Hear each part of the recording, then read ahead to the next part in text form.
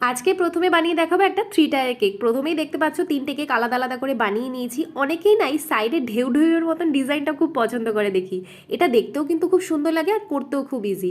কেকটা যে দিদিটা নিয়েছিল তার মেয়ের 1 বছর জন্মদিন উপলক্ষে এই কেকটা অর্ডার করেছে। এই দিদিটা কিন্তু তার মেয়ের অন্নপ্রাশন উপলক্ষেও আমার কাছ থেকেই কেক নিয়েছিল।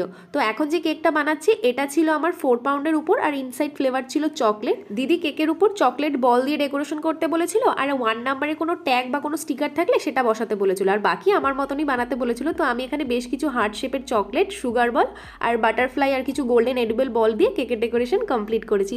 তো তোমরা বলো তো তোমাদের কাছে এই কেকের ডেকোরেশনটা কেমন লাগলো। তো এর পরের কেকটা যে বোনটা অর্ডার করেছিল সে আমাকে আগের দিন রাত 11টার সময় কেক অর্ডার করে বলে যে পরের দিন তার সকাল 7টার সময় কেক লাগবে। তো এত এমার্জেন্সিতে যখন কেকের অর্ডার আসে তখন অনেকটা রাত জেগেই আমাকে কাজটা কমপ্লিট করতে হয়। তো এই কেকটার যখন আমি ভিডিও করছিলাম তখন অলরেডি 2:30টা বেজে গিয়েছিল। আর এই হলো এই বোনের রিভিউটা।